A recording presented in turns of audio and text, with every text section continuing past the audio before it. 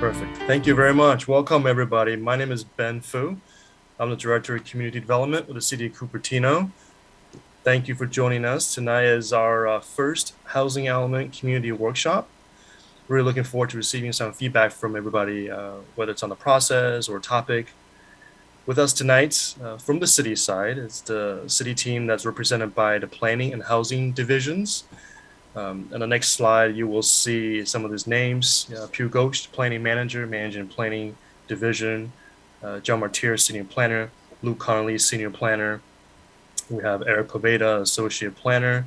Carrie Huesler, the Housing Manager in charge of the Housing Division, as well as Gabriel Borton, Senior Housing Planner. We're also joined tonight with our consulting partner, EMC Planning Group, led by Principal Planner Andy Flower. I won't be able to do them any justice by the introduction, but on the overhead, you will see their names, and Andy can introduce them in a minute. The EMC team brings lots of experience in this particular field. Their team consists of professionals in planning and design, communications, environmental review, analysts, and more. So like I said, I'll let Andy do that introduction. EMC very shortly will be guiding the workshop tonight. That includes presentation with background on the housing element, information process, and a new simulator. City staff and EMC will also be available for questions at the end. If for some reason your question is not answered live tonight, please be rest assured that we will answer them, and visit our project website, which will also be shown on the presentation tonight. With that, I will hand this off to Andy. Andy? Thank you, Ben. So happy to be here. We've got a great team, and we're looking forward to working with the whole community. Our team we have tonight and through this whole process, I'm Andy Flower, Principal Planner here at EMC Planning Group. We've got Lauren Herr, Associate Planner, EMC Planning Group, David Masonton, ELS Architecture and Urban Design, Samantha Suter from Meta Urban Design, Rachel Kane from More Sky, Less Ceiling, Kristen Masters and Chris Kiefer, both from Santa Cruz Nonviolent Communication. Next slide, please. Tonight's agenda, we have 4 parts. Our first part, we're going to go over a little bit of the housing element update overview, and then we're going to dip into local control. We're going to have a better understanding of what that might mean into the future. We're going to try to tap your imagination and bring you through our Cupertino Housing Simulator, which is an interactive exercise. It's also known as the Balancing Act. Part 4 is going to be the second half of this 2-hour workshop tonight. And so we have lots of time for questions and answers. So please start thinking about them now. Next slide.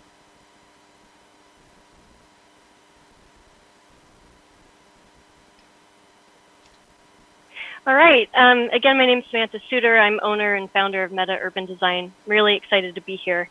As Andy mentioned, there will be lots of opportunities tonight to hear from you. That's the main reason why we're here tonight. So thank you all for taking time out of your evening to be here. Also, take care of yourself during this virtual workshop. Take breaks, stretch, take care of yourself. We'll be here throughout the evening, ready to talk and listen to you. A few Zoom logistics. There are 3 main tools, 3 main avenues that you can engage with us, the panelists tonight. The first is chat. So as an attendee in the webinar, you may chat with the panelists. We're going to have a few questions throughout the evening. So please familiarize yourself with the chat and get ready to use that when we ask specific questions throughout the evening. The second Zoom tool is the raise hand feature. During the end of the workshop tonight, we will ask for attendees to raise their hand, and we'll let you step up to the virtual microphone and ask questions, share comments. We're going to limit attendees' questions or comments to 2 minutes just to be respectful of everybody's time. But if you want to step up to the virtual microphone at the end of the night, use the raise hand feature, and our video team will help facilitate the unmuting of your microphone. Lastly, there's the Q&A feature. So throughout the presentation, any questions you have, please add them into the Q&A in Zoom. We will have a whole team ready to answer questions in real time when that's possible. And then we'll have a few moments throughout the presentation where we can stop and answer any of those questions. You can also vote them up or down. So please keep an eye on the questions and know that we will do our best to answer as many questions tonight as we possibly can. Finally, there are a few viewing options. The first is Zoom. I know we have about 25 attendees right now who have joined through the Zoom webinar. There's also the Cupertino YouTube channel, Cupertino TV, and then the local Cupertino television channels. If you are viewing this workshop through one of those other formats, please know that we have a whole interactive website set up. So if you can't engage through the Zoom tools, please go to engagecupertino.com. Rachel, please correct me in the chat if I was wrong, or is that .org? Sorry about that. And that way you can provide some comments through the online platform there. Finally, toward the end, when we open it up for questions and answers, if you are joining us through one of those television channels, or if you're using your phone to call in, this is the number and the details to raise your hand and unmute yourself. We'll also present this information once we open it up again, so you don't have to feel like you have to memorize this or record this information at this point. Lastly, there's going to be this really fun interactive workshop activity that we have planned today. That is through this web platform that Andy alluded to. That's best viewed through a laptop or a desktop computer. So if you have access to one of those tools, please pull that out. Please get logged in on that when we get ready for the mapping exercise. That'll be the best experience for you. So thanks for bearing with me during those few logistic tech ground rules. Now I'll hand it off to Kristen. Great, thank you, Sam. I want to suggest that we can get the best possible outcome from this if when you do speak, that you speak from your own experience, that you don't talk about what other people think, that you talk about what your experience is, that you share that space with some kind of brevity, because there are many of you. If it's easy for you to talk and ask questions, then you might consider moving back. And if it's something that you often don't do, then you might consider putting yourself out there a little bit more. I also want to suggest that all of us can listen for what really matters to each speaker. We probably have a lot more experience in listening to voices with some amount of judgment, but you listen for what matters to them, what they care about and what they value, because there aren't any right or wrong answers. And please, no interruptions. The form of this will actually take care of much of that, because we want to name that we want to aim for an atmosphere that's respectful of each person's dignity while you're talking about things that are really important to you about this place that you live in, Cupertino.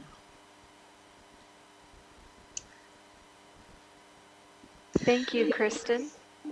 My name's Lauren Herr. I'm the Associate Planner at EMC, and I'm going to be introducing some polls throughout the workshop. And this first one is an easy one just to get everybody comfortable with the polling tool. Once I launch it, it should show up as a pop-up window, and you may have to navigate around to find that pop-up window. I'm going to go ahead and launch that now. And it looks like it is launching, and you should be able to go ahead and answer it. And I see people are already chiming in. We've got about 31%, 34% answering. So I'll wait till that's a little bit higher to close the poll.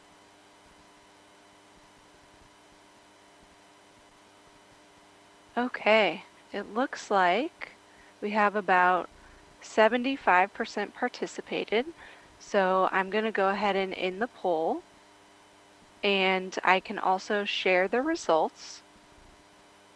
So now you should be able to see the polling results on your screen. We have a lot of people who like spring, but pretty easily split between the seasons. So thanks for participating in this first poll, and there will be polls throughout, two other polls throughout.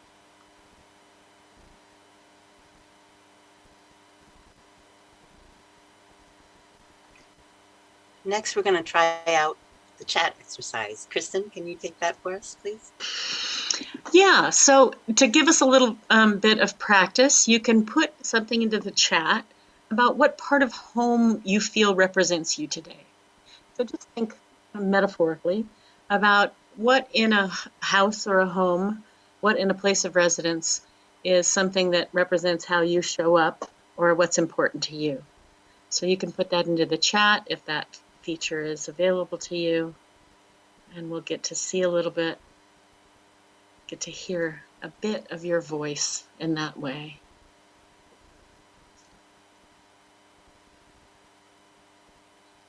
While you're putting that into the chat, you can think about why that's meaningful to you.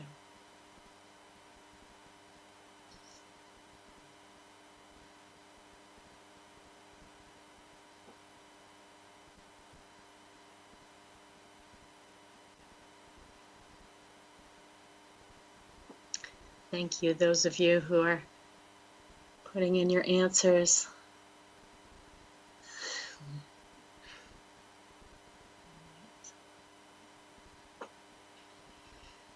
I love we start to see a little bit of the personality of the folks who are there.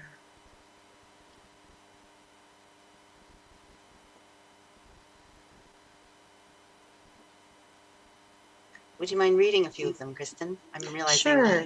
our attendees can't see the chats as we There can. have been a few kitchens and a family room with most activities happening there.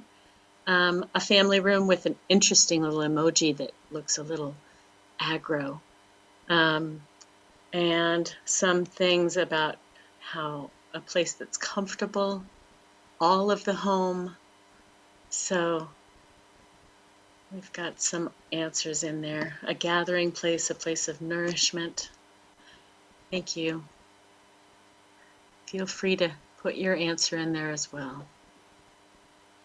Great, and we'll let those keep getting collected as we maybe move forward, and we'll start talking about homes generally and the housing element updates specifically.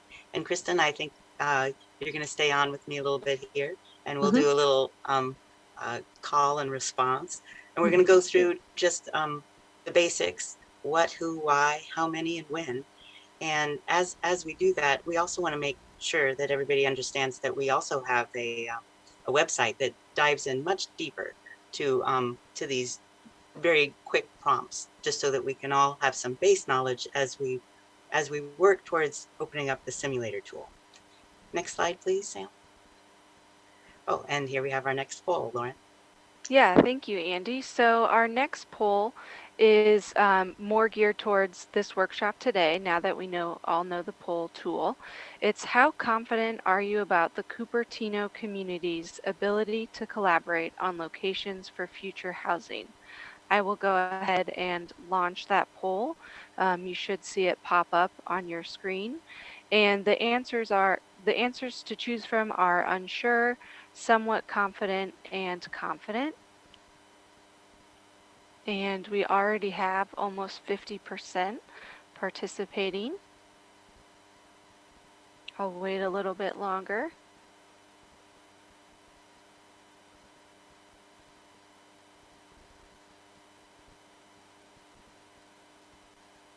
Up to 75%. Let's see if we can get a little bit more responses. Okay, it looks like 75% is good, so I will go ahead and end the poll and share the results. Can you all see that on your screen? I just want to double check. Okay, great. So 24 people answered, and right now we have about 58% that are unsure and some that are feeling somewhat confident and confident. And so we're hoping to move more of you into the somewhat confident or confident by the end of the workshop when we ask this poll again. So Thank you for participating. And once I end the poll, you're welcome to exit out of this. Exit out of the poll. Thank you, Lauren. Mm-hmm. So Andy, can you say a little bit about what housing elements are? Sure. Well, housing element, it's part of the general plan. And specifically, this is a chapter that is a plan for the housing needed in a community, both currently and into the future. And it's important to understand that the City of Cupertino doesn't build the housing, and instead this is a plan to recognize capacity and to make sure there's enough capacity for the current and future needs, so that the City of Cupertino creates the programs and policies to plan where new housing should go and how many units could be on potential sites. Next slide, please. Who determines the choices? Well, as a part of a general plan, it's important that the community have a big hand in determining the choices, so that the participation of everybody here tonight and everybody in the full community of Cupertino and those who would like to live in Cupertino in one of those possible future housing units, we welcome all of you through this process in this next year. And in that, oh, excuse me. Yes. So in the end, we want to make sure that the plan that we bring to the council for review and decision making, that it represents Cupertino's core values, represents Cupertino's vision of future housing, creates a more inclusive Cupertino community, and meets the regional and state mandated housing goals. Next slide, please. So why plan for more housing? What's that about? Well, there's lots of reasons to do it. And some of the reasons happen to be because it's required by the state law. As I mentioned, it's part of the general plan. And this one part of the general plan gets updated every 8 years, which is different than the other chapters. This will be Cupertino's 6th cycle timeline. It will begin 2023 and the full cycle ends in 2031. And I want to be clear too, we sometimes talk about an acronym that's pronounced RENA. And what that stands for is Regional Housing Needs Allocation. And what that is a target number for homes needed. Next slide, please. How many future homes are you talking about? Yeah, well, the RENA number came from the Association of Bay Area Governments, and they had to allocate numbers that that were given for the entire Bay Area. And so for Cupertino specifically, that total ends up being 4,588. And as you can see here, the goal is to have numerous units according to income levels so that we can have affordability at different levels. And I do want to point out we have a very low income level here, and that is also inclusive of an extremely low income level. Mm-hmm. So we'll be doing all kinds of analysis to try to make sure that the plan we come up with will meet these goals. Next slide, please. And when will the housing plan be done? What's the timeline on this? Well, the deadline is in January 2023, and that's for all 109 jurisdictions within the Bay Area. So everybody's working hard at this. Yeah, it's being discussed quite a lot in the Bay Area, and we have a challenge before us because we have to jump into the site options immediately in order to get to a place where we can understand what kind of environmental review will be needed. So while we'd love to be able to take our time with this, it's valuable that we have tools available to us so that we can allow direct democracy, so that people can get involved through a transparent process, jump in, share their ideas and opinions, and we're going to bubble that up right through the advisory and decision-making bodies in Cupertino. That's our plan. Next slide, please. And what kind of housing is the focus of this? Well, we want to make sure that we are embracing ideas for all different kinds of housing types. For example, we want to make sure that the housing types available are reflective of a person's time of life, that there would be starter homes available for people who want to age in place in this community, that there are opportunities to do so for people with all kinds of special needs, that anyone who needs and wants a home in Cupertino, that there might be an opportunity to connect with a particular housing unit that they need. Next slide, please.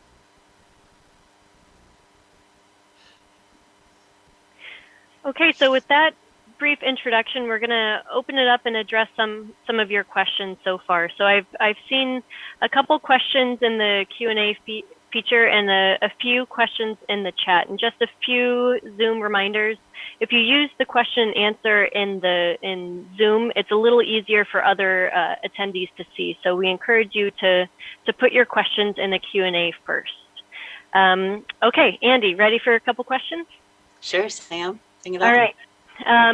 Here we go. It would be valuable to understand why Cupertino has not been able to provide adequate housing for so many years, resulting in the current lack of over 4,000 units to meet RHNA numbers. Can you provide some context into why it's been difficult for Cupertino to provide housing? Goodness, this one might be one that I'll invite staff to help me out with. I can speak about housing crisis generally, in that all of the state of California is behind building building the numbers of housing that are needed within their communities. I just want to add, Andy, that thank you, Dave. the RHNA number is the allocation that is required for the city to meet, but the city does not actually build those houses. You know, it does require market forces to build them, and the market forces don't always allow that to occur. So while it is the city's responsibility through this process, to figure out where it can be built and how it can be achieved, it doesn't mean that they're actually building the houses. Thank you, David. I appreciate that. And it's also important to note that this number 4,588, that this isn't a number that is chosen because there's been exactly that number as a deficit in the past. This is a projection that involves quite a bit of analysis by the Association of Bay Area Governments. So it's not necessarily reflective of a specific number of units that that were not capable of being built in Cupertino, if that's helpful. Next question, Sam. What have you, I'm assuming this is the city, what have you been doing for senior affordable housing? What is ready? And will additional senior housing, when will additional senior housing be ready? Let me summarize that again. So I think the question is, what have you been doing for senior affordable housing, and when will more come online? Thank you, Samantha. Pugh Ghosh, Planning Manager with the City of Cupertino. I am happy to answer that question. The city in 2018, I believe, approved the Verandas project, which is a senior affordable project, for which the city actually put in close to 40% of the funds for construction of that project as well. But it was not a very large number of units. However, it was a project that was very supported by the community and by the city and city council. Additionally, the city recently also approved the Westport project, and that was in August 2020, in which there were several hundred senior units that were approved. There was a BMR portion of that project as well, which had, I believe, close to, 48 BMR units. And that portion of the project, I think, is well on its way towards obtaining permits for the construction of that as well. In addition to that, I think the applicant for the project is looking for certain modifications to their project, and council will be considering that soon. Thank you, Pugh. And just for the audience, I thought we would mention that BMR stands for below market rate. And you're absolutely right that is below market rate housing. exciting news about the upcoming housing. Sam, is there another question? Oh, you're on mute. There is. I was muted. Sorry about that. This one's directly for you, Andy. Who is EMC, and what is your experience as an organization in doing this? Oh my goodness. Well, EMC Consulting Group, excuse me, EMC Planning Group has been around for over 40 years, and we have extensive experience with housing element work with both the fourth and fifth cycle with many communities within Central California. We have a robust staff, very seasoned, and also new energy in with our group. And let's see, we also are very well regarded as an environmental firm, meaning that we create reports for environmental review related to CEQA, which is the California Environmental Quality Act. So we will also be performing the review for environmental studies related to our housing element update here in Cupertino.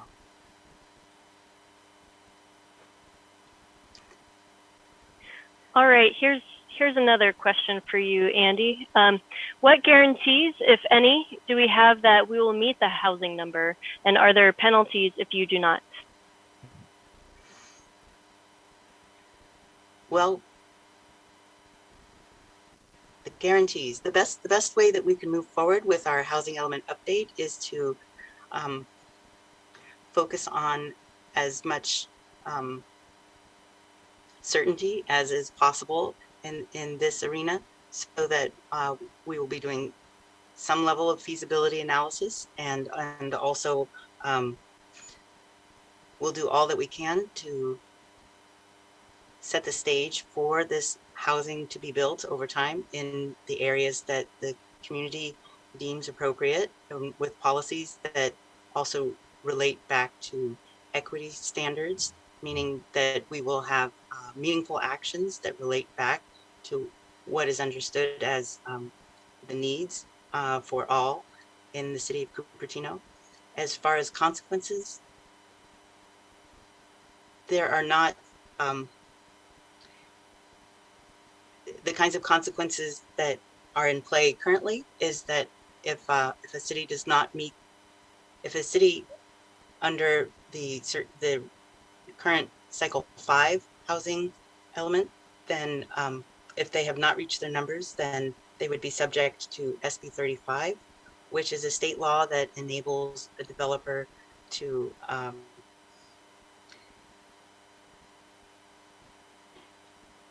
have streamlined review for their development. So we don't know what kinds of laws might be in play when we get to the end of cycle 6 housing element. We do know that we have a little peek at what the trends are with the state and with housing law, and we will do our best to have a plan that is robust and feasible, so that we present the city with the best chance of meeting those numbers. All right. Here's another question.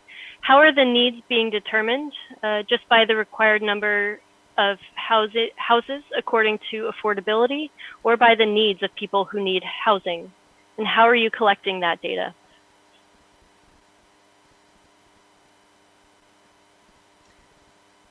Well, what's required for HCD is that we make sure that there's capacity for the number of units related to each of those affordability levels, and that we also do a thorough needs analysis. So we'll be doing both and incorporating them together within our plan.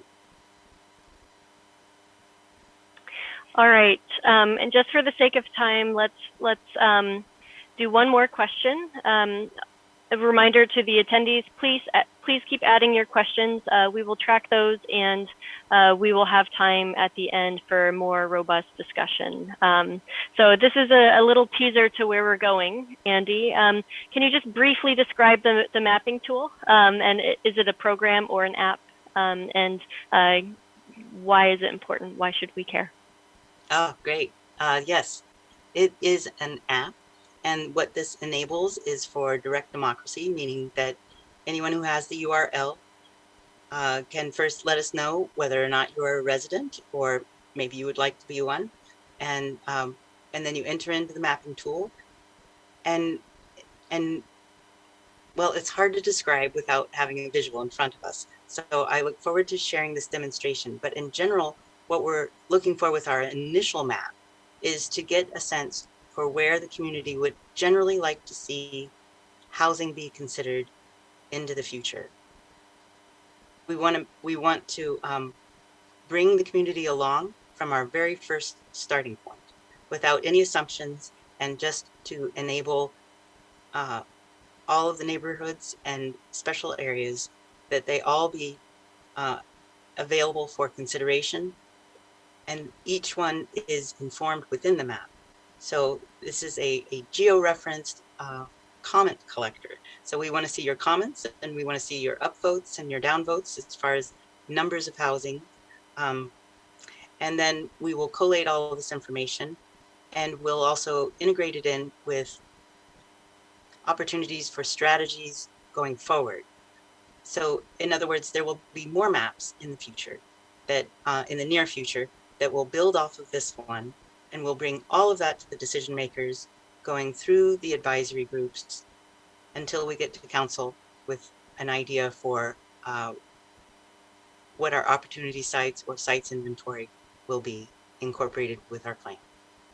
So.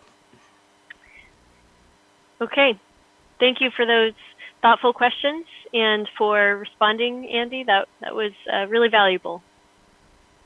Thank you, Sam. Thanks for leading this. Next, we're going to talk a little bit about local control. And as I do, I'm going to bring in Kristen again, Kristen Masters from Santa Cruz Nonviolent Communication, and also David Masonton from ELS, Architecture and Urban Design. Local control is a bit of a buzzword these days, and there's talk of people feeling like this is being threatened. But in some ways, we want to recognize where local control is maybe shifting to, and making sure that people understand where their power lies. And a lot of that is in working together. So together, the three of us will talk about limitations, goals, and then we'll get to our tool demonstration. Next slide, please.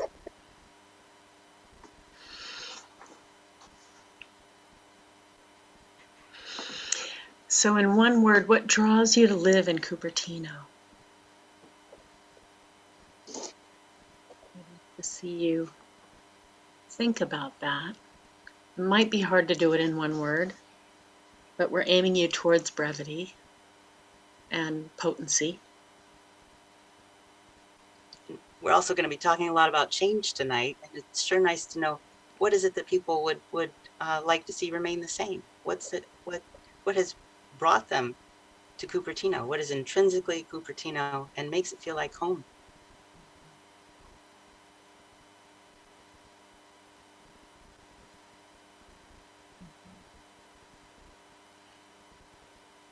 You see, I grew up here, schools,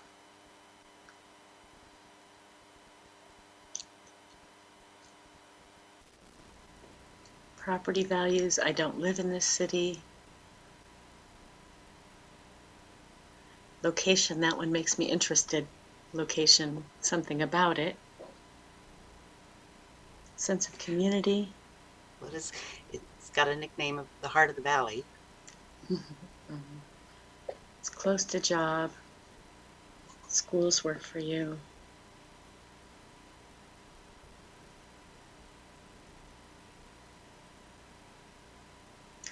Proximity to employer, longevity.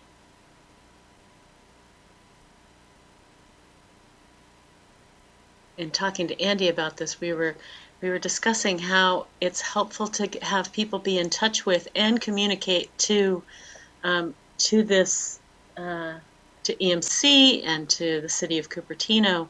What's important to you? What are you trying to protect?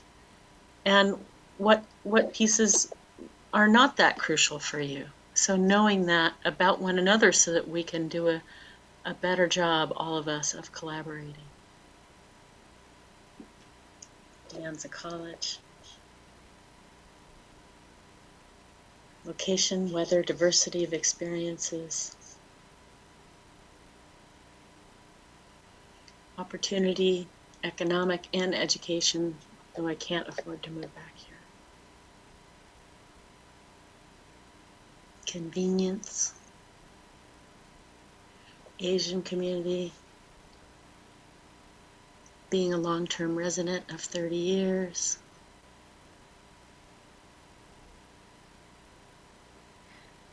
Well, how about if we just leave the chat open for a little bit and we'll start walking a little bit through.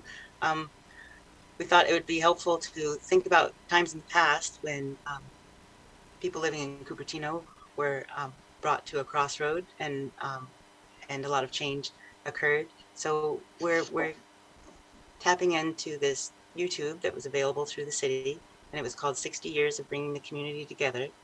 And I think we'll be sharing that link in the chat in case somebody wants to watch it. It's really well done. And just starting with this photo, those living in Cupertino from the early days of wine country were quick to reinvent themselves as successful fruit producers. So people in this area, they could pick up and adapt to a changing environment and a changing industry. If you could change the slide, please. The fruit growing industry made an impact on Cupertino's early built environment. Next slide, please. It also impacted the way people lived. Next slide, please. The way people shopped, the way people traveled, transportation. This could be thought of as an early strip mall, maybe. Next slide, please.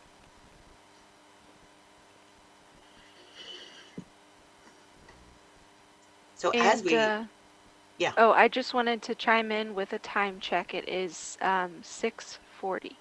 So just as a time check. Great, thank you.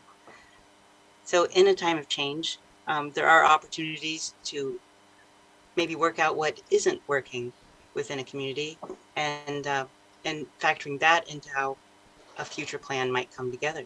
Kristen, could you ask this question, please? Yeah, again, a challenge for you. In up to 2 words, what part of Cupertino isn't working? What's the challenge? What makes it hard?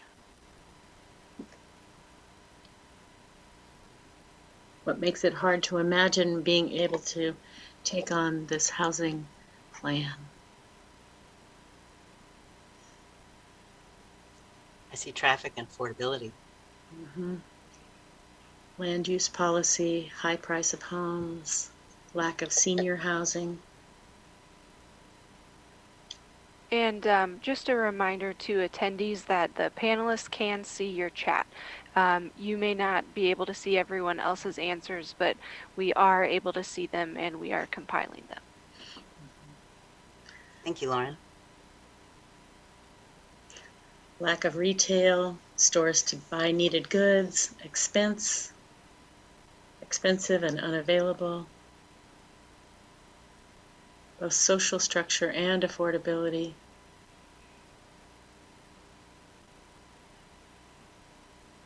Well, we'll keep the chat open and maybe continue on with our next slide. And David, if you can work with me on these. Yeah, sure. It's exciting because a rail line really was one of the main points of starting for the area, and Monte Vista was one of the first suburban neighborhoods planned for Cupertino.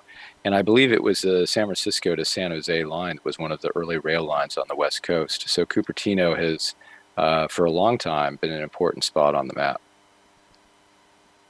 Next slide, please. And then there was the annexation pressure. Right, and I think I love this graphic, but I think what's key about this is to understand that at this point there was a lot of differing opinions on what the city of Cupertino should do. But what they decided to do was they decided to control their own destiny and to incorporate as a city of Cupertino. And I think, there are these key turning points in histories of cities that really make a big difference. And this was a key one at that point.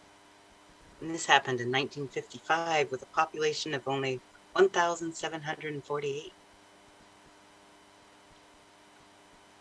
Next slide, please.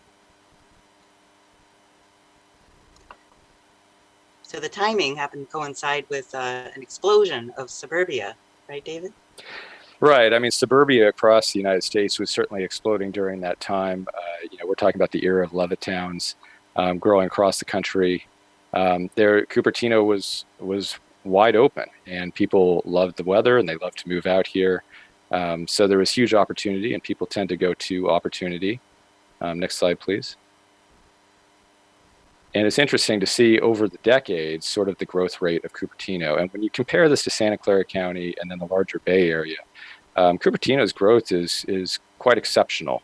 Santa Clara County in general has grown quite quickly, but Cupertino has grown extremely rapidly, especially in the 70s and 80s and 2000s. But now it's started to slow down, and I think that's a byproduct largely of the fact that there isn't that much unbuildable land, that is pretty built up, and it's a supply and demand issue. Like much of the Bay Area, there's not enough land for the number of people that want to live here if it's owned all single family. And maybe we should also point out that the amount of population gain that might occur if all of this housing were to be built within this next 8 years, we would be somewhere on par between 2000 and 2010. And luckily not that difference between 1960 and 1970, which is Right. unimaginable, really. Next slide, please. I think what's great about Cupertino is it just has great resources, and we've seen this in the comments that people have mentioned about why they like being here. There's great parks, there's great activities, there's great amenities. There's just a great quality of life, and De Anza is a fantastic resource. I'm working with other community college districts in the Bay Area right now, and I can say firsthand that De Anza is considered the gold standard for community colleges to achieve. And on that particular note, we're seeing community colleges struggle with the same sort of housing issues that a lot of cities are struggling with. And community colleges now are starting to implement affordable housing, on-campus housing, which before really would have been unfathomable. San Mateo County is moving forward with an RFP. A college I'm working with is discussing it. So it goes to show that the housing need is really at all levels. Next slide, please. And I think what's really exciting about Cupertino is how multicultural it is. There's a lot of different opinions here. There's a lot of different people here, and I think it's that richness that draws people to Cupertino. And I think just the South Bay and the Bay Area in general is you get such a richness of multiculturalism. And of course, innovation is something that Cupertino is known for, and not just for Apple, but for the number of startups and companies that come from Cupertino. And it really has put Cupertino at the forefront of being a home for global innovation. And this housing element is a chance to try to carry the mantle of innovation. They've attracted and sustained global technology industry. You've made a destination for highly educated residents, and this is an opportunity to tap into that spirit of innovation and to work towards a plan for the future that reaches beyond sort of the typical solutions, because this is a pretty big number, as we've mentioned. So the question then is really, how do we best work together towards an impossible dream during this loaded time with change fatigue, right, Kristen? It's a tough time. It's a tough time to break through and use our imaginations when we're just, this has been a tough couple of years. And it's often hard for us to imagine how things can be while protecting what's important to us and thinking about what's important to other people in our community as well. Well, it'll help us to have empathy for different perspectives and maybe work together towards a solution. That can make a big difference. Mm-hmm. Can you talk a little bit about what an impossible dream is? Like, can you help us get into that place of imagination so that we can tap in? before we started our mapping exercise here? Yeah, it's a fun thing to hold out for ourselves, that we get to want what we want on behalf of what's important to us, even if we don't see the pathway. But we get to advocate for what's important to us. And in doing that, we can kind of place our impossible dream out there somewhere around the Jetsons or whatever image works for you. That if you think long term, you're more likely to put things in place that we can progress along that line to be responding to the values that are important to you. So you kind of have to think big and hear other people's big thoughts and big dreams so that you can try to build one together.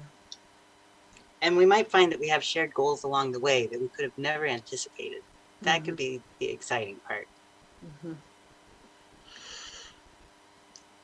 Yeah, Next slide, please. we get to be a model of what we hope for in our communities, in our state, in our country, in our world. And sometimes it helps to think about future residents, right? And think Mm-hmm. about, well, what if they were to come and visit today, if they were visiting in the past, and to understand what kinds of choices we're making today, similar to what kinds of choices were made during annexation choices and decisions. This is an exciting time. Mm-hmm. Next slide, please. So here's your chance to have 3 whole words to tell us a little bit about what Cupertino needs in the future. So what does that impossible dream include for you? What is it that you want to make sure is on the map or on the list um, as you as you give input about this particular housing element? You get to think big and tell us what Cupertino needs. I see tons more housing. Way to do it in 3 words. Yeah.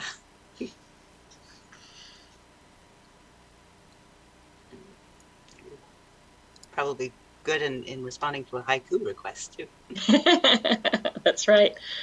More dense, affordable housing.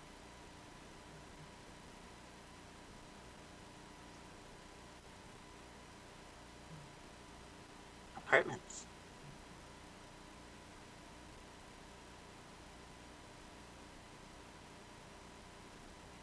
Condos, senior housing, senior services, affordable housing, clean environment, more community services, walkable mixed-use housing, retail, open spaces, inclusive and affordable housing. I see a lot about walkability. That is an important piece of a high quality of life. Mm-hmm. Inclusivity. Mm-hmm. Diversity, affordable housing, community services. Build up, not out.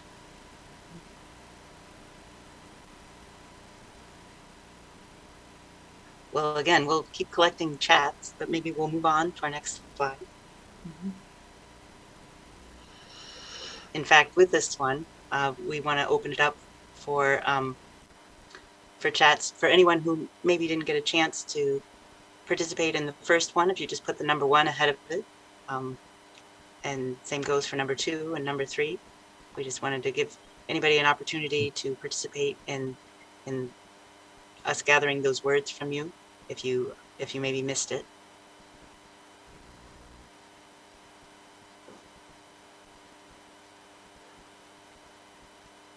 And I think we'll move on To the beautiful concept of resiliency. Yes, and maybe also the difference between resistance and resiliency. Mm-hmm. How do we thrive through the future? How does intrinsic Cupertino identity transcend changes that may come to the built environment? And maybe, Kristen, could you read this quote, please? Resiliency includes knowing when an unwanted transformation is inevitable. and instead deliberately transforming all or parts of the system such that the new system delivers what is valued and wanted.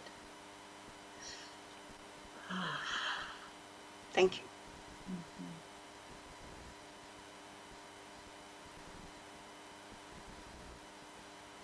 Okay, now we're going to talk a little bit about this housing simulator tool. We'll talk a little bit about limitations and goals, and then we'll have a quick demonstration. So before the demonstration, if you could go to the next slide, please.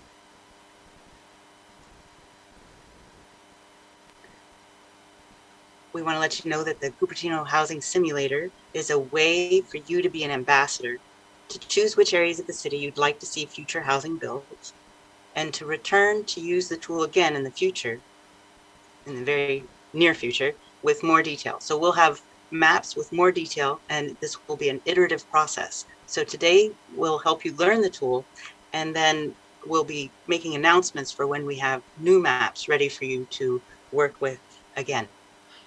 Next slide, please. So the goals of the exercise is that this is a way for us to learn which areas of the city that the community would like to see future housing built. And then we'll also learn how to design the next more detailed mapping exercise. Next slide, please. And as far as strategies that can be used, we want you to focus on what is important to you. You can come to this tool with a different motivation. Maybe your motivation is how should housing be focused in different areas of the city? Or maybe your motivation is how can we locate future housing with minimal impact to what makes Cupertino familiar. Next slide, please.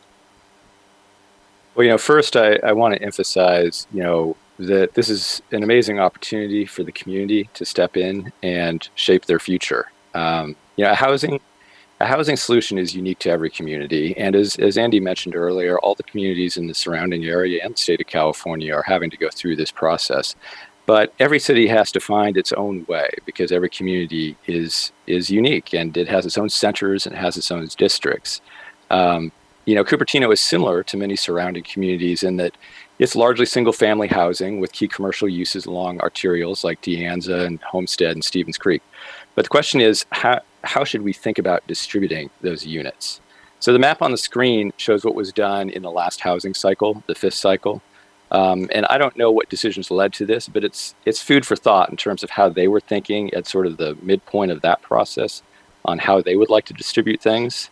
And in this case, they were solving for around 1,000 units, I believe, which means that this year's RENA exercise that we're doing now, it's going to require even bigger thinking. But I think there's a way to get through that. And I think today is sort of the first step in that process. So what's key when thinking about housing distribution is considering how every area can help to some degree. That's not to say that each district should take an equal amount of units or that units should be proportionate to district area. But it's about identifying the best distribution for the communities. This is about being forward-thinking and equitable in the approach. But in being equitable, it doesn't mean that each district gets an equal amount. Next slide, please. So today, we're not talking about specific sites. We're not talking about the retail center here, the housing there. We're talking about just general neighborhood and commercial areas. We want to get your say, the community's say, in how it should be distributed generally across the city, because you're the experts on Cupertino. Your knowledge comes with credibility and experience from living here, growing up here, spending time here. And you probably have the most thoughtful approach to this task, and that's why we are tapping you. So for tonight's process, we've divided the city into two groups of areas. So the special areas, which are the ones you see on the screen now, these are the ones that are some corridors, commercial corridors, and other special areas. And then the next one will be neighborhood areas. Let's please stick on the first one, please. So now how do we think about this? So first, I like to think about high opportunity areas when we look at some of these special areas. Areas where jobs and services, amenities, and commercial areas are walkable, where there's public transit available. Living in Cupertino mostly requires having a car, and this won't eliminate the car, but I think reducing the number of car trips, and may over time households may only need one car instead of two. Housing in these types of opportunity areas can help reduce the overall impact generated by traffic on the environment, on parking, and all the other factors that can benefit the whole community. But of course, this is not to say that you can put 4,500 homes in this special district area just in these corridors, because that's probably out of step with Cupertino's character. And that's why I come back to the idea that we need to find a way that is an equitable solution that matches each area in the best way for that area, in your opinion. Land areas differ, public transit and activity and commercial uses, they all differ, which means that you have to think about each district separately. But ideally, these housing projects have the opportunity to reinforce the community and the character and even enhance it. And on that particular topic, you can think about in commercial districts how housing development might actually help improve commercial corridors. There might be an opportunity to leverage the need for housing to get a development that actually comes to the street and helps define a wide street and create a more walkable area where maybe it wasn't walkable before. And there's examples of this all around. There's an example on De Anza of a multifamily building that has retail on the ground floor, and it comes up to De Anza and has a nice seating area on right along the street. And so that sort of solution provides housing and it provides amenity for everybody. Next slide, please. So now for the neighborhood areas. So they're shown here. So from a pure land area basis, these obviously dwarf the special areas in size, but the opportunities are different. It's correct to say that some of the neighborhoods or districts could accommodate more housing than others due to their relative area or potential development.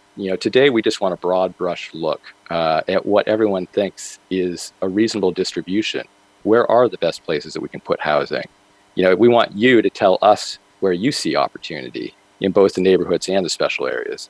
And I'm guessing we're probably going to get some pretty strong opinions, and that's what we want, and that's what we need to help move this process forward. So my final pitch really is that the opportunity here is that making housing distribution equitable, it can help a lot of things. It can help reduce housing insecurity in Cupertino. It can strengthen the sense of place, like I was talking about, bringing some of these buildings to the road. It can ensure that all people, regardless of race and ethnicity, family status, and disability, have a range of choices and can find a home in Cupertino. And it's a diverse community, and Cupertino was built on this diversity. And I think, for all of you that live here and call this home, I think there's a way to do this. And, you're all innovators. I think there's a way to do this that leads to really great solutions. Thank you for that, David. And with that, I'll launch into our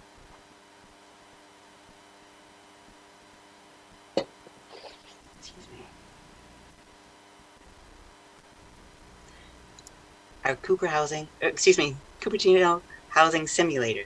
I tried to say all the words at once. That didn't work. So I believe Rachel will be putting into chat the URL so that everybody can join if they would like, or maybe you'd like to see a demonstration first. When you open up the URL, you are first shown this welcome screen that has a little bit of tips and lets you know about the tool. You can also click to not show that again if that's something, if you know that you want to return back multiple times. So we asked first whether or not you're a resident, and then we continue on. And that question also gets asked again with the exit interview when you submit. Now you're not able to submit until we get to the full 4,588, and that would be right here in the middle. This tool is called the balancing act, and it's called that for a reason. We're asking you to balance which locations you think should be receivers of the housing units. I'll show you a little bit of the tools here. You've got the plus sign that adds housing to that particular area. And if you want to see on the map where that is, then you hit the map and you can see that it's a little bit darker. And that's because I've added some number of units. I can describe just briefly about why these numbers are chosen. They are not reflective of exactly how many housing units could be built within these areas. Instead, they are at 2% intervals for the neighborhood areas and 5% for the special areas. 5% of the total, that is. So again, you can add, and then if you decide that you want to take away, you can take away like this, or if you just want to zero it back out, you can. And we have information loaded for each and every one of the neighborhoods and the special areas. We also have an ability for you to add a comment right there, and that helps us understand what your opinions, ideas, feelings are about that particular area and maybe how it relates to housing. So within the special areas, we have links to not only the excuse me, for the special areas, we have links to not only a little bit of information, a descriptor, but we also have more details that will show you both the a map, if there's one that we found available, and then there's also a link that will take you to the specific plan that is specific to that area. So after you get this needle moving, thermometer rather, that takes you, you can see it takes a little bit at first to get moving, but then once it does, and I am just not doing this in a meaningful way, the way that we would expect that you would, take your time and understand exactly which areas that you're adding. I just wanted to show you what it looks like once we get to the full amount. You may hit a maximum for an individual area, and if you do, just know that that maximum also was not specifically analyzed for capacity. But now once you get this, then we can know that the whole, the full number that was required, the 4,588, has now been accounted for. Of course, this map would not be something that someone would submit necessarily, but what this does for us is it starts to create what we would call a heat map. It helps us understand general distribution, and once we collect information from as many people as might use this tool, then we can enter those numbers and we can have a visual, we can have a graphic that is reflective of everybody's averaged collated opinions. So at this point I could hit submit. I won't, because I don't want this this map to become part of our data set. But that is what we have for our demonstration of the mapping exercise. Sam, if you could reload the PowerPoint presentation, please.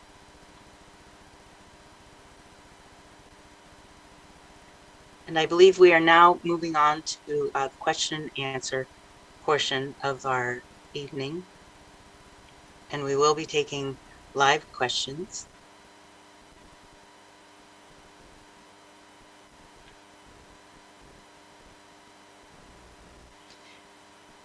So you're always welcome to use the Q&A tool, and our staff has been working hard to make those answers available as often as possible. And any questions that we don't get to this evening, we will be sure to make available on our website. Each speaker has 2 minutes. We have a randomized selection of speakers between raised hands and phone call-ins. We have our video team helping us out with that. And I just want to make sure everybody understands this. Selected speakers are not first come, first served. If you're calling in from watching it in ways other than within our webinar, that phone number is 669-900-6833. When you call that number, please enter the webinar ID when prompted, which is 989-3753-0384. Once you're in, please dial *9 to raise your hand and *6 to unmute yourself to speak once requested. Okay, how are we doing, Sam? We are doing well. I think we have one hand up, and I believe Michelle is going to handle that, correct? Yes, Yeah. Govind can Michelle? speak. Great. Hi. Thank you for the presentation. It was useful. I questions I have is one, by date do you want us to give the feedback in terms of the selection, use of the mapping tool, and then when would you close the window get closed? The other is that um, is that a way that we can get information about the poll that we conducted, way that we can know what were the expectations from the community in terms of uh, you know what they were looking for in Cupertino. Thank you. Thank you for those questions. We will definitely be sharing back what we heard tonight. We may be able to do that this evening, and if not, we'll be sure to do it within our website. And I want to make sure I am responsive to all of your questions.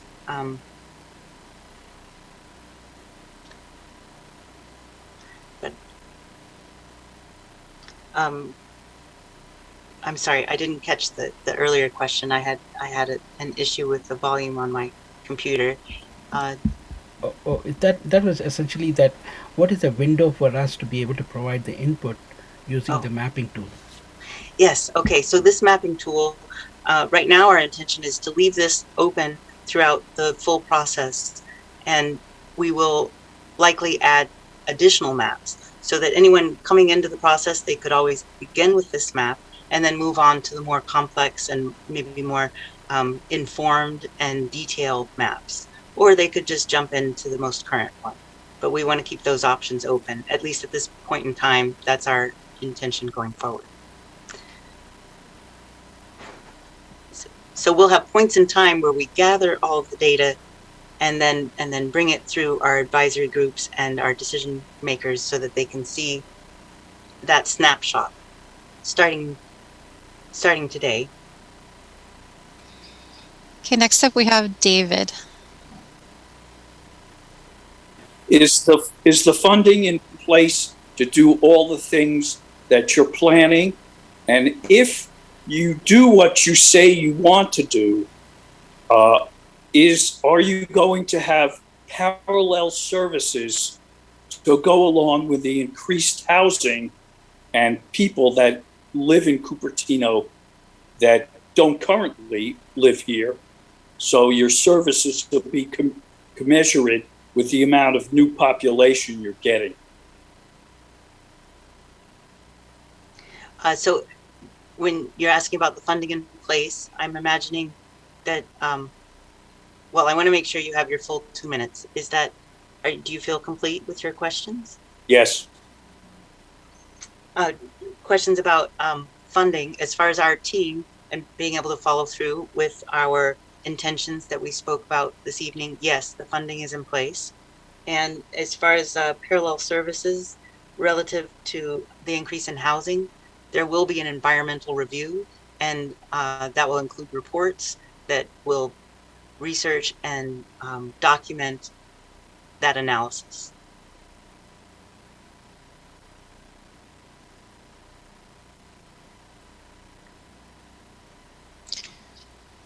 Do you have a follow-on question, or shall we move on?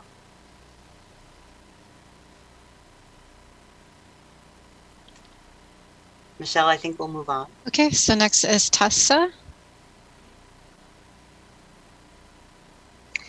Hi there. I came in a little late to the meeting, so maybe you already covered this. In doing the poll, how is it going to be analyzed? And I understand that it's not exclusive to Cupertino residents or people that work here. Will there be a point system where there's more weight on the responses from the residents or anything like that? Thank you, Tessa. I'm happy to respond. And then if there's a little time, we can see if you have a follow-on question. So I think when you say poll, you mean our mapping exercise, our Cupertino housing simulator. And so that data, as far as residents versus people who select that they're not a resident, we will make sure that that information is available to the advisory groups, to the public, and to decision makers, so that that contextual information will be available. This isn't a vote per se. In other words, it's not as though it will have an exact consequence with the decision makers. The decision makers will factor this into their decision making. So I want to be clear about that. This is just a way to collect community opinion. And one more point on that, I just want to be clear that it is important to understand what the residents want, and that they bring forward their understanding and knowledge of the local community. But it's also important for those who would like to live in Cupertino, or who have tried to, or who have in the past but are not now able to afford to live in Cupertino, that their opinions are also warranted and heard.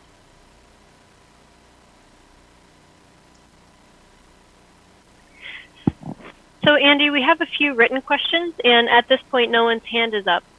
So unless anyone objects, I might send some written questions your way. Does that sound good? Yes, thank you. You're welcome. And this might be a tag team effort between you, Andy, and you, David, because it's in response to something you said, David. So here we go.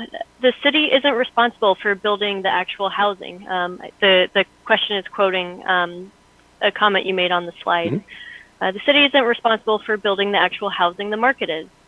Then the question is, aren't there actions the city can do to remove arbitrary impediments, such as parking requirements, etc., or factors that shape the economics of a project? And if so, what measures or reforms will the city seriously consider to that effect?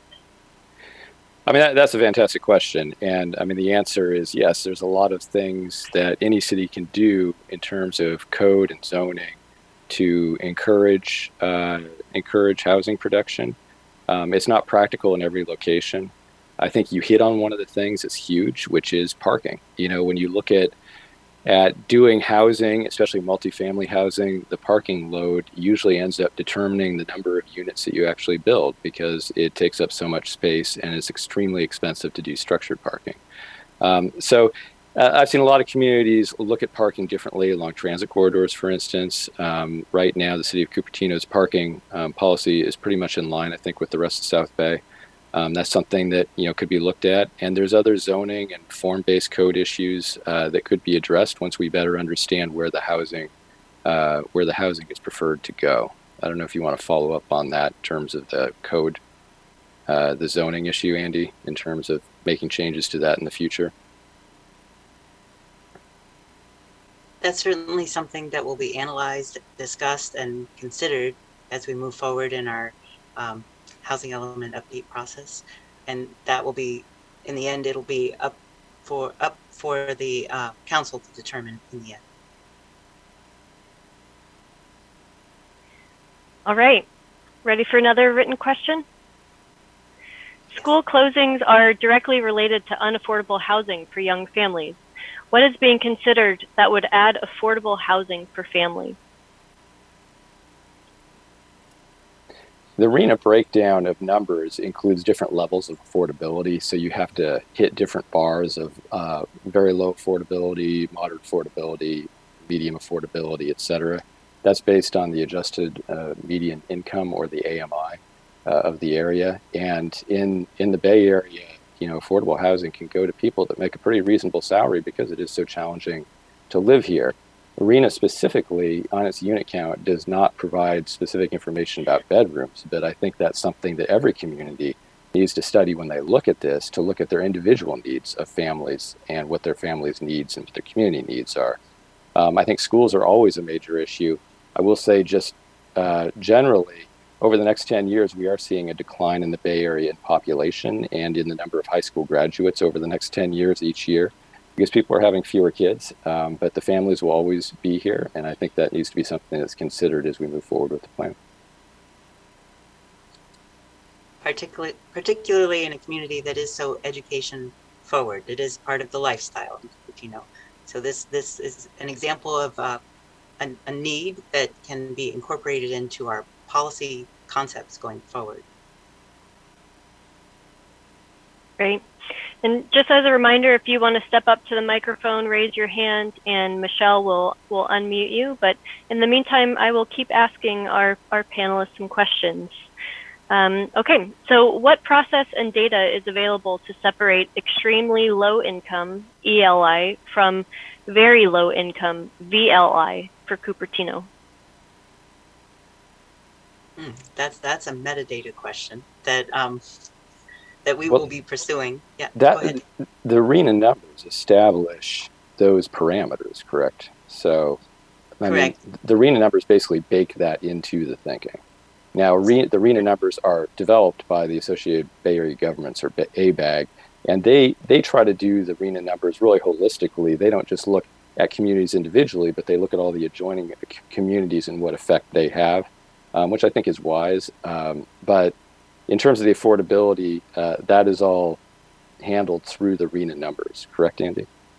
That is correct. And I think this specific question is asking for differentiation between extremely low income and very low income, which, so it is a subcategory, and there are HCD standards for us to bring that analysis into our process. We don't have that at our fingertips tonight to forward a link, but it will definitely be part of our process, part of our transparent process. So this isn't the first time I've heard a question like this coming from Cupertino. So I'm certain that we'll be making this available on our website as we move through our analysis, our data analysis process.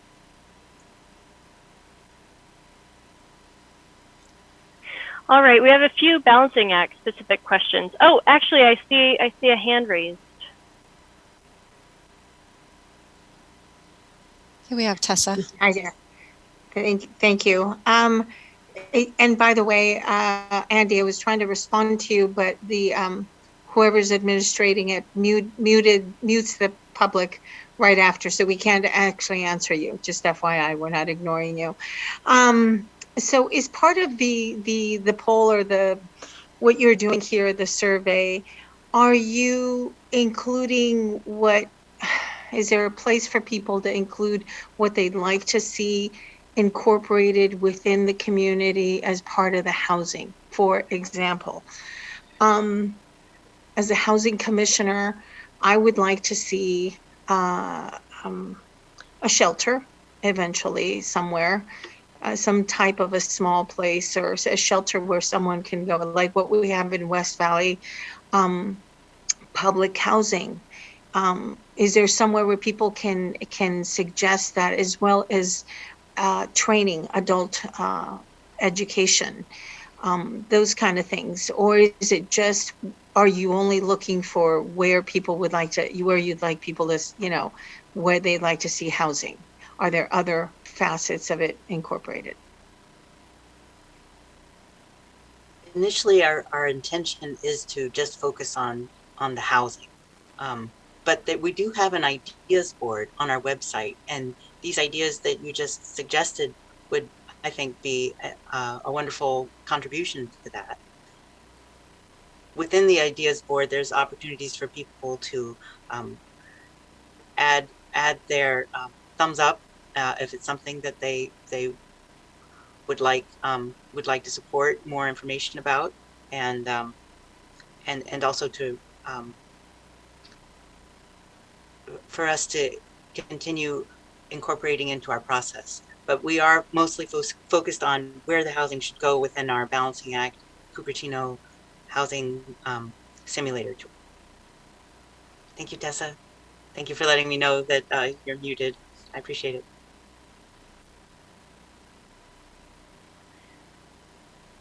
Okay, here's another question. Can we get more information on the details of the process and steps for meeting the number requirements, and how the public will be able to participate? Yes, that's a great question. We have some things available on our website, and this was our initial launch just this last week. We have it in 5 different languages, including English, and we'll be adding to that website over time and making sure that all of our opportunities for people to interact are are made available on that site. So that's sort of the go-to for understanding what's coming up next and what our overall process is. We've got a little bit of flexibility in our process because this is iterative and all of this is really a little new. The cycle 6 is very different than cycle 5. We've got a lot of new laws that we're incorporating. This is a big number, and we've also we also have AB 686, which is the state law that mandates that we bring in a whole lot of equity throughout the process. So we want as many people to be engaged in this process as possible.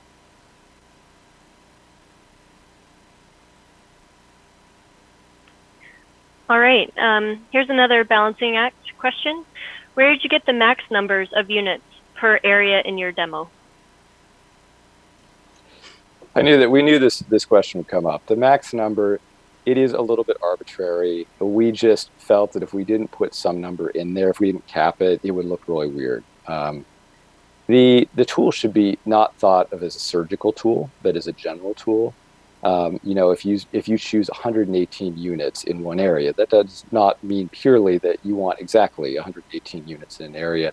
The thinking really is to aggregate all of everyone's opinion together into a heat map where we can look at it at a future meeting just to see where the community opinion and preference lies on where housing is located. So you can generally disregard the cap, other than to say that we haven't really studied a specific number of housing units in any given area. It's just an arbitrary number.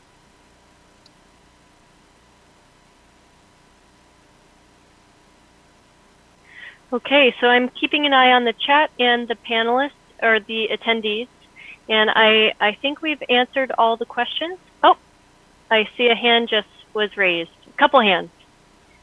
Up next is Govind. Yeah, I was a little bit unsure whether I have understood if the RENA mandates the division of the additional housing units in terms of what should be for ownership and for renters. Is there any guidance on that? Is that something which we can know about? Thank you. It's an interesting point and a very good question. To my knowledge, the RENA numbers they're silent on whether the housing units would be ownership or rental. I think the focus is much more on feasibility when we put our plan together, and the importance of being able to reflect meaningful actions relative to our equity research, basically our needs assessment. So that's the more primary part that that HCD will be looking to in their review.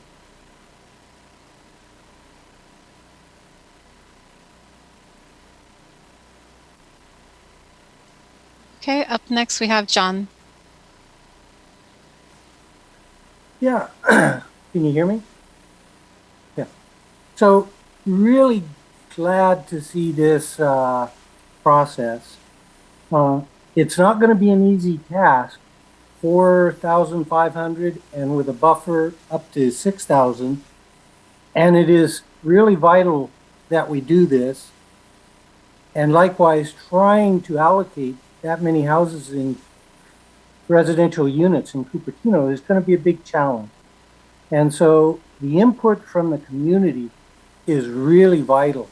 And I wanted to get that out first. And so, yeah, this is John Willie, one of the councilmen, and we need your input. I'm hoping that by stepping up and saying this, it'll encourage more people, both residents and non-residents, to take the survey, to put in their input, send the city council emails so that we have the best information we can from the community and community at large in how to go about placing this new allocation of housing. So just want to say that. Thank you so much, Kirsten, Samantha, Andre, and David. Great job. Everybody, join in. Let us know. Thank you. Thank you, Councilman Wiley. We really appreciate your input and your encouragement. Okay, now we have speaking David. In a follow-up to what your councilman just said, did you have any thoughts about how many people would actually attend this meeting? And did it meet your expectations? And the follow-up for that is, if you're interested in the community participation, which I know you are you doing more of an outreach to let people know that there is actually something like this is going? If you directly to your website, you may not even know that this is happening in Cupertino. So what are you doing to get much more visibility, to get many more people involved in the process? That's a great question, David. I know that our city staff has worked hard to get the word out through all kinds of social media. We are also working with West Valley Community Services. They have an advocacy group there that's growing and becoming more and more informed and engaged. We're very excited about that. Um, we have 50 participants today, and that is the number of people who registered. We can't know exactly how many people might also be watching either on YouTube or on the television channels. It is a weeknight. That's not always easy for folks, and it is recorded. So we're hoping that that there might be a number of people who visit this afterwards. There will also be closed captioning available once it is recorded and archived and made available through the city website and through our unique housing web page on the website. But we also are very open to any ideas that folks have for getting the word out even more. So we hope that if you have some ideas, that you share it with us here in the chat or the Q&A or on our webpage under the ideas board, and we will follow through. We will listen to that, and thank you for asking this question.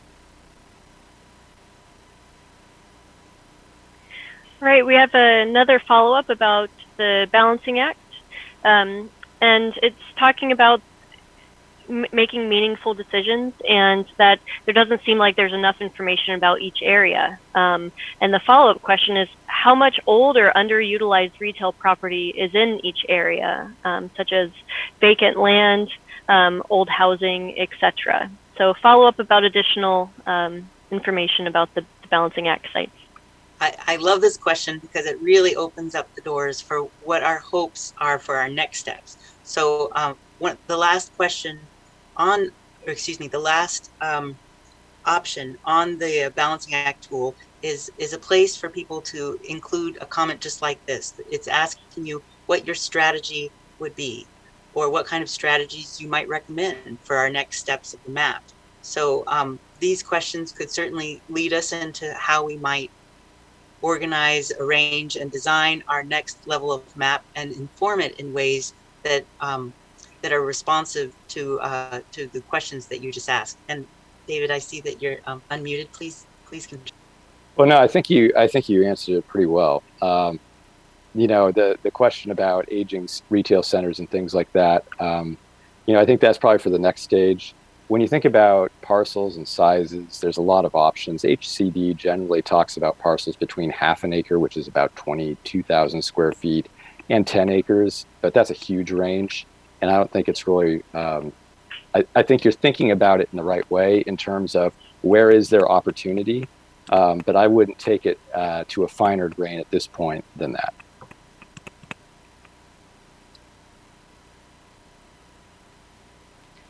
And Sam, oh, go ahead. Oh, I just wanted to do a quick time check that it is 7:30, so we have about a half hour left total. And I think, Andy, we can do maybe 10 more minutes of questions. Does that sound good? Or 15? And that sounds great. Thank you, Okay. Lauren. I appreciate the time check. And Sam, if it's not too awkward, I would like to do one follow on with David Sloan's question that was just raised. What I really want to implore is that everyone watching this tonight is that we want to encourage you to be ambassadors, to share this activity, this this exercise, and also this information about this housing element process that we're working with Cupertino community to plan for. So sure, we would have loved to have had 150 people on tonight, but we're so lucky that the 50 of you have joined us, and we really hope that, that you spread the word and that you encourage your neighbors, your friends, your schoolmates, your family to participate, because everybody's opinion matters in this process, and it's all about the future for Cupertino. And who better to help plan that than the people who are living here now, or who want to live here now? Thank you for that, Sam. Of course. Okay, we have a couple more hands raised. Let's start with Peggy. Good evening. Thank you all for kicking us off and getting us started.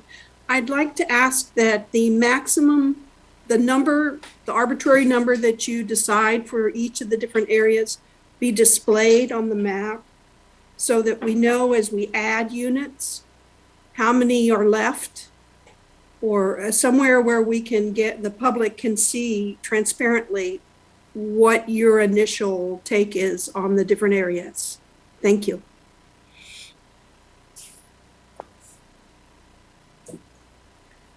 I appreciate that request. I'll be honest, the reason why we added any ceiling at all is because that was the only way with this new app. It's been used only a handful of times in California for this purpose. It was the only way that we could get the different density of color, the different tonalities to show up.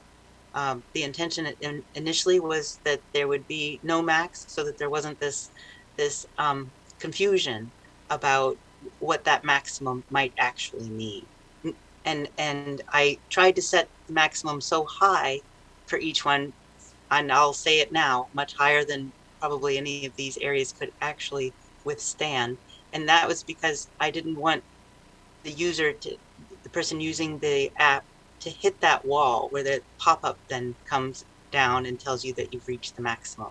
So this is a little bit of technical speak. I hope it resonates and that it's understood. Unfortunately, to my knowledge, we don't have that ability to transparently within the tool state what that maximum is, but we'll look into that possibility.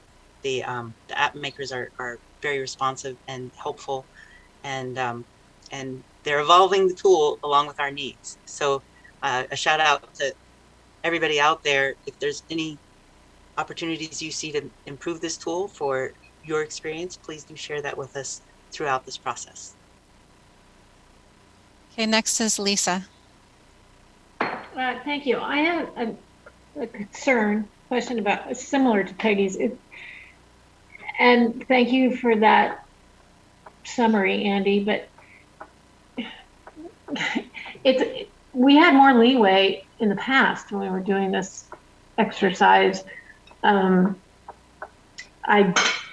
remember, maybe I'm remembering incorrectly, but it is really, it's hard to get, I don't know. I think that maximum number, I would have appreciated if you could put it as high, even if it was higher than was feasible, because to meet these numbers, we're going to have to go higher than is feasible anyway. So I think it's confusing and it puts people in too much of a box to really think outside of the box. Now, I haven't done it yet, so I can't say that I'm actually correct about that, but that's just how it feels. So it would be great if you could get these people to change it. And I can't believe no other city or no other group of consultants has asked them to change that limitation. So please ask them again. And I know you're probably doing the best with what you've got, but anyone doing the exercise without hearing that, I think is at a disadvantage. Thank you. Yeah, thank you. And I certainly understand, and I think the confusion is unfortunate. The numbers, the cap numbers on each area, we put really artificially high, higher than we believe that there would even be possible capacity for those areas. I don't know if Andy, if we can talk to them to raise those, and that would still allow it to gradiate the way we want it to. That would be one option. I can do that actually behind the scenes. That is something that I have the ability for. It's just yes, the question of then making that number known. We could put that within a text, within the information box, if that's helpful for people. That's one opportunity as well. These ceilings will make a lot more sense as we get further along, and as we do iterative maps. So as we get into map number 3 or 4, those ceiling numbers are going to be very important for us. This first one, the inspiration for it was I wished that I could create a big coloring map for everybody to show us and display what their preference is for all of the different areas for distribution just generally. So if I had my preference, it wouldn't even say housing units on it, and it would just be a big coloring map. We need as simple a start as we can get. We're going to get more granular, and it's going to be pretty quick. So it's important that we have a very basic, simple start. So, all right, Connie is up.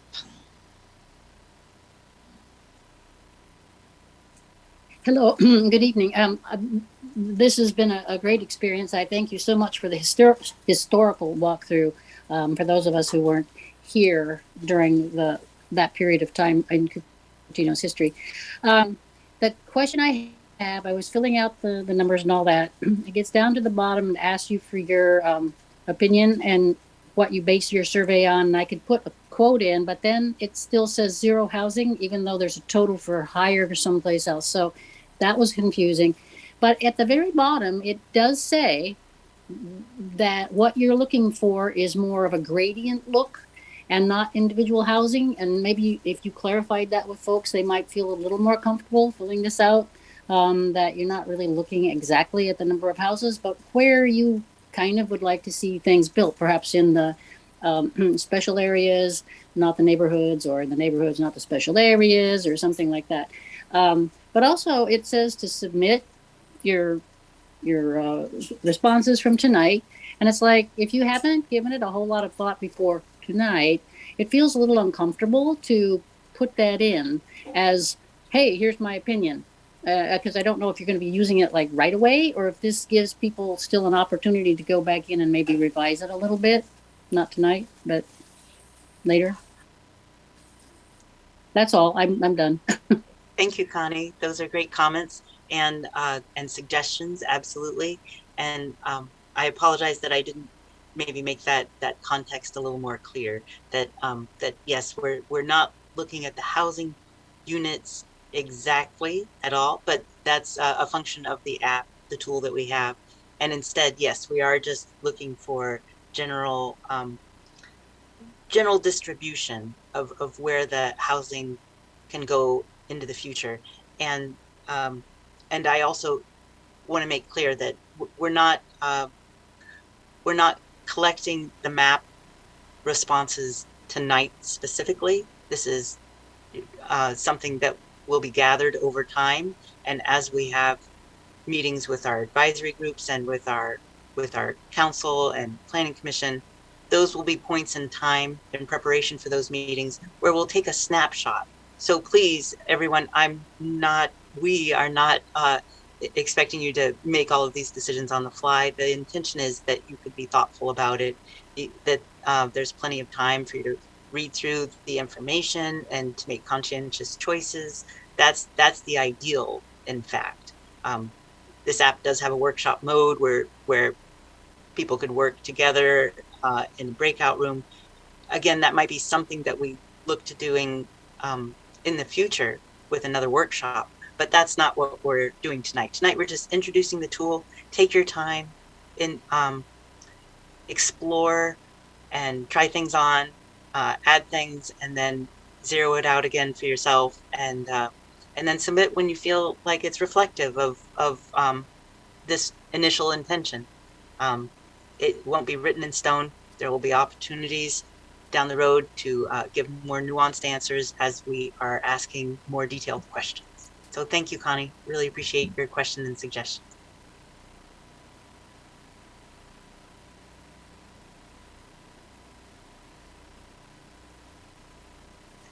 Lauren, are we at that 10-minute mark that you mentioned? I think we are, but it is 7:40, and I think we have time to address the last two hands raised, if that sounds good, and then we'll move on to the last few options, last few slides. Thank you, Lauren. We'll try to be brief with our answers. Okay, Okay. Govind is unmuted. Thank you. It's been a very informative evening. So I just want to continue with something. One, I have 4 points. The first is that you don't have to answer all the points. It's just something that I want to provide as inputs. So think about some ideas how to increase participation, because everything is virtual. So participation should be much easier. So that's first point. The second point is about along with the max housing estimates, is it possible to know what is the current number of housing units available in neighborhood areas and in special areas? Because neighborhood areas, we want to know typically, what's the kind of current density across the city, because lots of inputs have been given saying that we want the addition, all these units to be distributed across the city. So that kind of information would be helpful. The third point is that we definitely need to understand the needs of the ELI, VLI, and other BMR categories, because we want to make sure that if we want walkable solutions for many of their needs, it should be available in that area. For example, there are certain areas I am aware of, both in the east and west side of Cupertino, where which had been earmarked for some kind of businesses. There are already Apple had leased out a number of business units on the west side. So is there a way that something can be done so that it can address some of the local needs if we put some housing over there? So that's the third point. The fourth point is about we definitely need help and funding to solve some of the mobility issues, in case we are trying to bring in a population which wants that kind of solution. So in terms of transit areas and all those kinds of things, some kind of planning that can be done. And also future parking, because the thing is, all said and done, people will come into the city to do business as well. So we need parking. We can't say that we don't need parking, but at the same time, how do we come up with some kind of parking solutions which can address future needs a decade ahead and stuff like that? We know that the sharing economy is going to change a lot of dynamics, but just as an input, these are the only 4 points. I don't need an answer today, but if you can incorporate somehow and let us know, that will be helpful.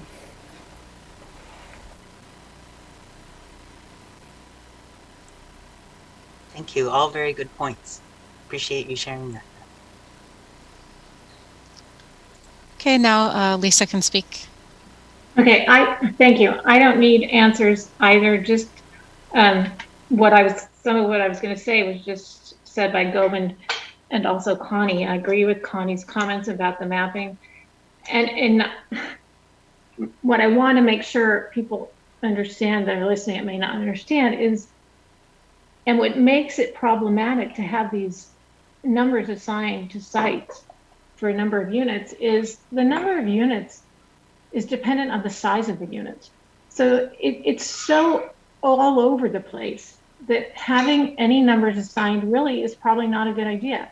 Why don't we just go initially to the basic, where do you want it? Because it's really the city's task to figure out what can go where. We need to identify the spots first. And I think that should be the focus so people don't get confused. I think the numbers should be eliminated initially in this first round is probably the best way to go. And Govind mentioned that participation is easier virtually, but I don't believe it is as effective or as useful as in-person roundtables where you can actually have an ongoing back and forth conversation and ask questions of the people at your table. And it's much better collaboration that way. So I hope we can get to some of that. And I know that's not your fault. It really needs to happen because that's what's happened in the past. And it's been good. People have understood and they've had the table with these big old maps on it and they're drawn circles and different colors and it's way more real. And I really hope we get to that. But thank you. That's it. And I'm trying, I don't mean to be negative about everything. I just think there needs to be a reality check here in some of it. Thank you.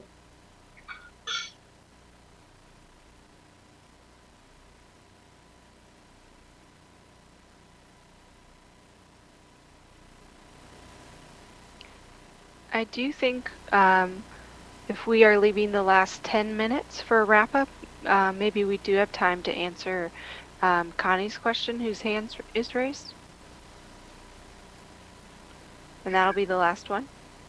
Okay, well, thank you so much. I just wanted to go on record that I wasn't trying to be critical of what we were doing tonight. I was just wanting to highlight, because some people were concerned about the numbers. I'm not that concerned about the numbers. I know the city pretty well, and so I realized what we were doing. So please soften my comment in your minds as far as that goes, because that really wasn't my intent. I just thought that general coloring board thing was a helpful construct.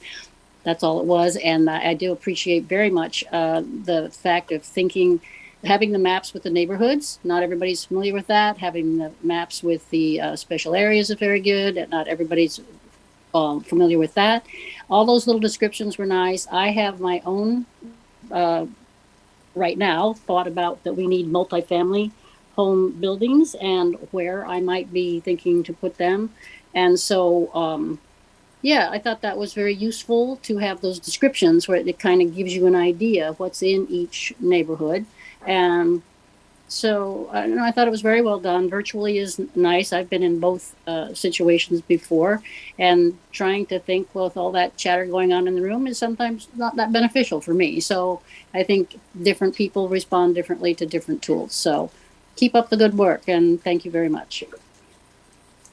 Thank you. And, I'll just say generally with the tool, Andy and EMC and myself, we come to this process with no preconceptions about what the solution is.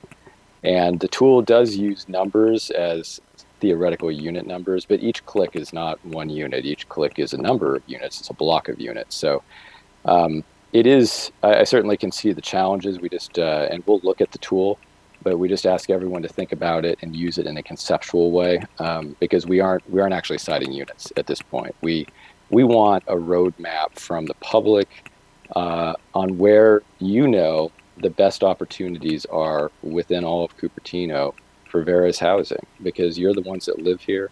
You're the ones that drive the streets every day. You're the ones that are the experts on the community. So we want your input so we know what direction to take this.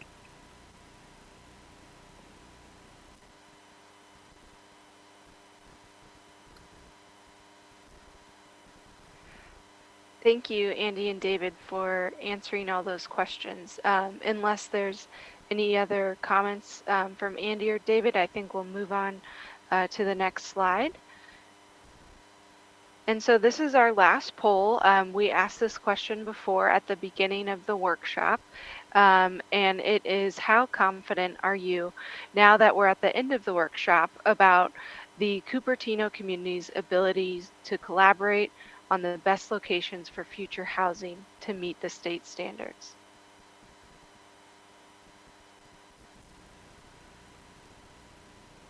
And it looks like we have about 44 48. Getting some more answers.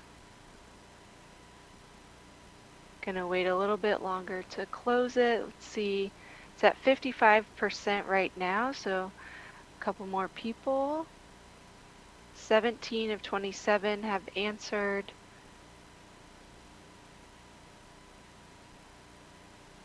And it seems to be zeroing out. So, or everybody's done.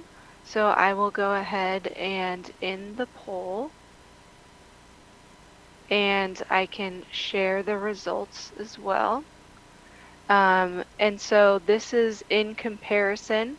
This is the answers right now. So we still have a number of people that are unsure, and a few and a little bit less that are somewhat confident and confident. That is out of 18 responses. We don't have a slide comparing this result to the first one, but I can say that it is very similar from the beginning. So it is really good feedback to let us know what we can improve upon for our future outreach efforts, and we appreciate everybody's participation throughout the workshop. So thank you.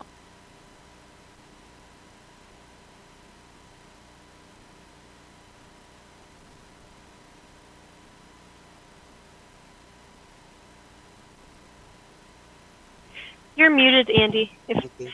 Thank you. Yes. So in wrapping up, we have a great surprise here for us all. We have results of our word clouds, which means we're going to share back with you what we heard through chat with our 3 questions.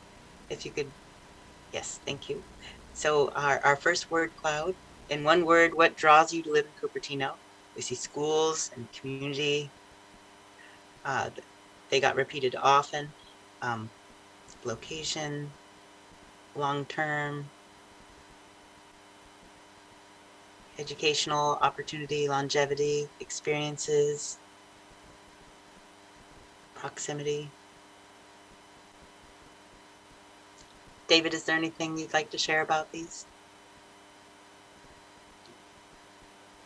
I think these really reinforce, a lot of what we heard in the comments and what we do know of Cupertino in terms of, what a great community, the great schools, the location obviously is ideal in the South Bay. This kind of resonates with us with what we've heard from the community as we've spoken with them.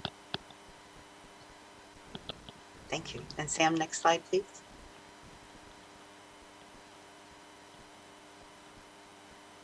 So up to 2 words, what part of Cupertino isn't working? And we can see housing affordability. That's the big one. Traffic,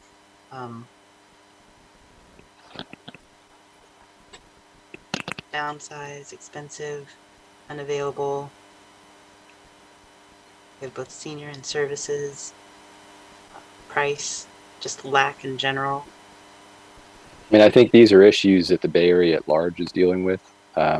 It is challenging to live in the Bay Area, and Cupertino is a microcosm of that. The prices are very high, and housing affordability is difficult, and there's not a great supply of housing. And that's something that, the state is trying to solve that or help push forward with the RENA process. As difficult as it is sometimes, that is, the hope is that can help start solving that. This can be that first step. And next slide, please. So the last one, in one word, what does Cupertino need in the future? Housing. That's great news. Yeah, that's what we're here to help connect the dots for, and can't do it without the community. So we're so glad that you all came out tonight and participated. And for those watching after this has been archived, thank you for your time as well. And for anyone out there watching on television, we're excited to move forward into the future and to help connect the dots on bringing affordable housing capacity to Cupertino. Well, I want to open the floor, see if there's anyone from our team or from the city team that would like to have a few words in wrapping up.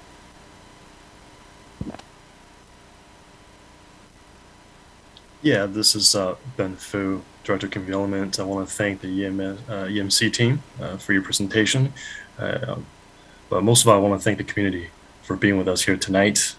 I know it's not easy during a work week. Everyone's busy, but I really appreciate the feedback. We'll take all those to heart.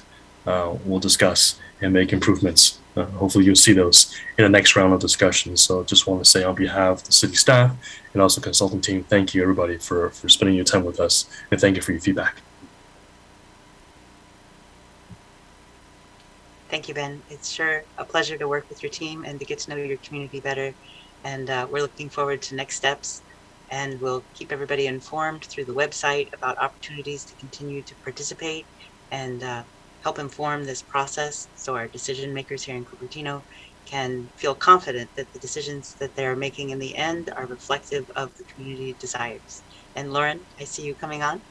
Yes, I just wanted to remind everybody that once the video team ends the webinar, there will be an exit survey that you'll be prompted to take, and we encourage everyone to participate in that. I believe there is a text box in the last question where you can provide more comments as well on how we can improve for next time.